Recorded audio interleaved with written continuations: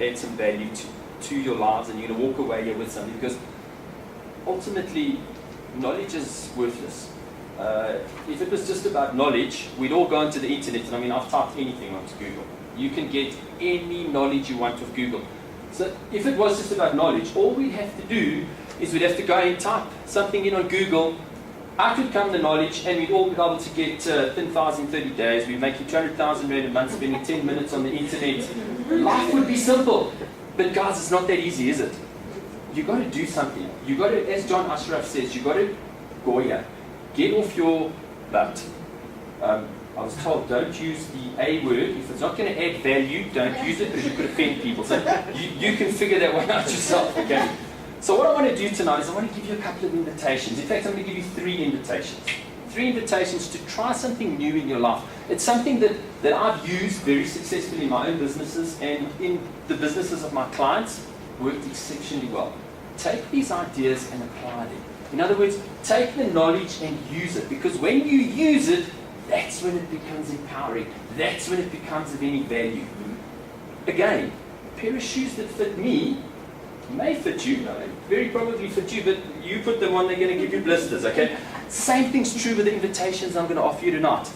Not all of them are going to work, but I think they will. Try them for size. Put them on, see how you go.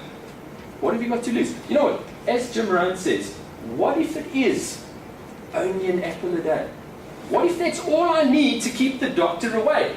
And you're not eating that apple? You know what I'm saying? It's crazy. Eat the apple. It's that simple. So I'm going to give you these 3 invitations, and I'm going to quickly tell you what they are. And I keep doing that. 3 invitations. I mean 3 invitations.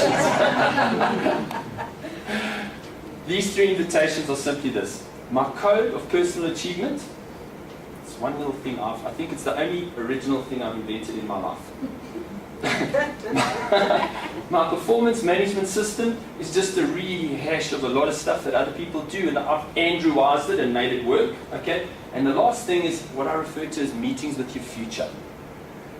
Now, generally what people do with meetings with their future is they have a penciled in date with themselves, and it's called a meeting with myself, and no matter what comes up, it takes preference over that, right? Doesn't it? Crazy stuff. How many of you guys have flown on Kulula recently? I mean, you're going to die in Kulula, you're going to die laughing. I mean, they're funny. Flew on Kulula the other day, and the air hostess comes down and she says, hi, she says, I'd like to just let you know that in the unlikely event of a depressurization of the cabin, the masks will fall from the ceiling. When you stop screaming, grab the mask, put it over your face, and breathe gently. And if you have 2 children with you, pick which one you love the most and put the mask on. And in the unlikely event of a water landing, now guys, help, you don't land in water, you crash. Okay, so if you crash in water, please understand that your seat cushion will serve as a flotation device, and please, on swimming to the shore, take the cushion without compliments and use it for the rest of your life. So I want to show you, okay, this is actually my twin brother, this is not me, okay? My twin brother is a pilot, and he's got some advice for you guys. I just want you to watch this, and hopefully this will take... Good afternoon, ladies and gentlemen. I'd like to welcome you on board Flight 231. Is it 123 or 231? I'm really not sure. But it doesn't really matter, because we're going to just take off and fly a little east and fly a little south for a while, and maybe a little west, and we'll just sort of get up into the jet stream and take us wherever it wants to. Oh, and by the way, I have absolutely no idea how much fuel we got on board, but of course that doesn't matter because we don't know where we're going. How many of you guys are going to stay on board that plane? Okay, no one. But how many people in this room have got a captain like that flying their lives? How many of you people have got written down goals? Wow, that's a big percentage. If you don't have written down goals, guess who's flying your life? Guess who's in charge of your life?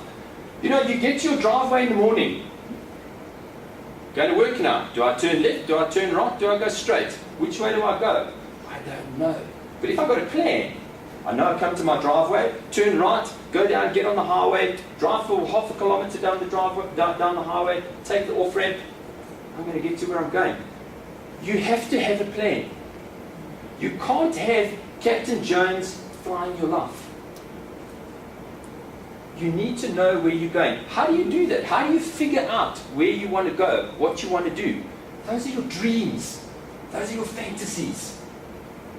And so how do we turn dreams and fantasies into goals? We just put a time-defined, definitive time that we need to finish it. What does that mean? Well, let's say I'm a porker and I want to lose 12 kilograms, okay? And it's the 1st of January and I say, well, guess what? It's not unreasonable for me to lose a kilogram a month. So how about I set myself a goal, on the 31st of December this year, I'm going to be 12 kilograms lighter. What does that mean?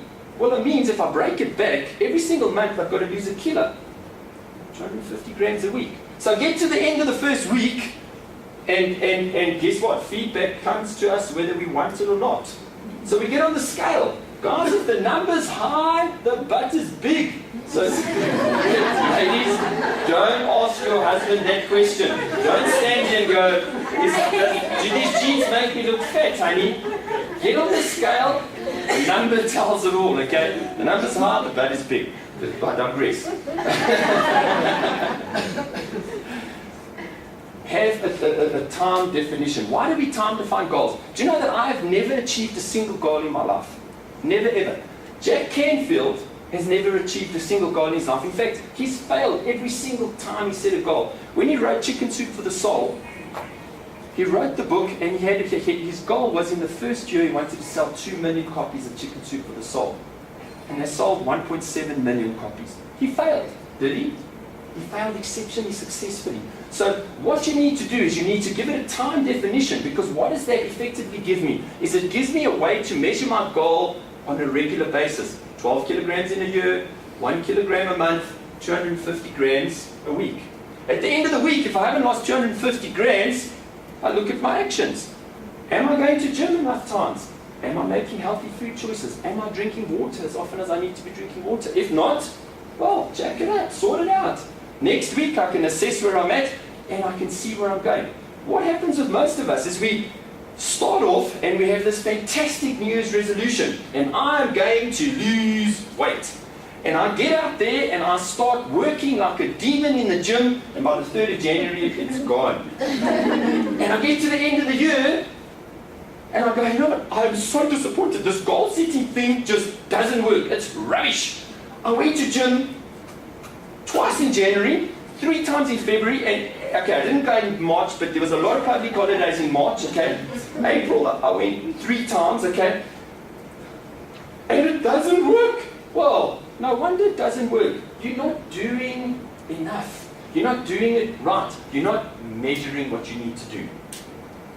So that's the secret to goal setting, is have a vision, have a destination. If you don't know where you're going, you're going to arrive somewhere 10 years from now. My question to you is, where? About 16 years ago, there were 2 young men and they were driving on the highway. And you know there's 3 lanes on the highway, but there's the fast one.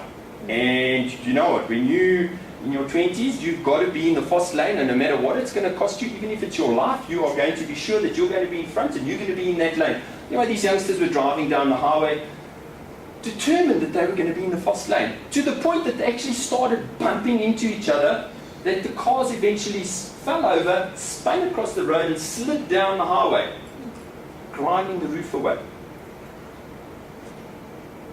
And I came to my senses, and that young man was me. And I was sliding across the highway, grinding away the top of my head, 16 by 20 centimeters. I wasn't always this, okay. It was the top. Broke my neck, went to hospital, lying in ICU, unable to move. But I got the fast lane, guys. You know what I'm saying? I was in the fast lane. It was fantastic. But what lesson did I learn? Lying there, I thought, you know what, you've got to set yourself a target. You've got to set yourself a goal that extends you beyond where you are. And so lying there, I thought, you know what, I'm going to run Comrades next year. I mean, if we're going to go big, let's go big. So comrades it was. So I'm lying there, sort of not able to move much. Doc walks in and he looks down at me. And they've got this little ride wear on their face and they're going, get used to where you're at, bud, because you're staying there. And I looked up at him and I said, Doc, I'm only comrades next year. He went, good call. Have big goals. If you're aiming for big things, we can only make progress and stuff, But I did. I ran comrades 3 times. Stupid. Let me tell you about comrades, okay? If anybody ever says to you, run comrades, rather do this on the 16th of June every year. Lie on the floor. Get a family member to come up to you with a 16-pound hammer, okay? And hit you on your feet for 10 hours. It's less painful, okay? Guaranteed. The major thing, the major lesson that I learned, and this is the first thing I want you guys to take away with you today, is if you set a goal, you need to have a why. Why do you want to achieve something? Because until you know why you want to achieve it, there's no real value. You're not getting any value out of it. So what was my why? My why was I wanted to get out of that bed, get back onto my feet, and walk again. Pretty big why. If I took a plank, about this wide, and I stuck it on the floor over here, and I said to you, I'll give you 100 rand if you'll walk over that plank. How many people in the room here are going to take my 100 bucks? Okay, I reckon there's no one that wouldn't take my 100 bucks. It's an easy 100 bucks. But I set a bit of a challenge, and I say, right, now guys, we take that same plank, and we stick it between those 2 buildings. How many people in the room are now going to take my 100 bucks? Okay, we got heroes. No, listen, there's sometimes heroes like you, okay? Brave people will do it. But the reality is it's changed now. The whole concept has changed. But how about this? The plank's across there, but your child's on top of that building, and that building's on fire. And the flames are licking at your kids' feet. How many people are now going to walk across that plank to save their kids? Absolutely, no question about it. Same danger, same plank. What's changed? What's changed is your reason why. I had a massive reason why I wanted to do what I needed to do. Take those small, little actions that I was going to take on a daily basis. Massive reason. My massive reason was I wanted to walk. Before I wanted to run comrades, I wanted to walk. That person, their child is on fire. They have a massive reason why they want to succeed. When you go to America, and these immigrants arrive in America from Eastern Bloc countries, they become extremely successful. Why? Because they have massive why power. They're not needing to apply willpower. If they don't succeed, they go back to a communist bloc kind of country where they don't have a great lifestyle. But in America, they have the opportunity to grow and develop and become more. So they have a massive why they want to succeed. So that's what I'm asking you to do tonight, is look deep within yourself. Ask yourself the question before you set a goal. Why do I want to achieve that goal? Why is it important to me? What does success really mean to me?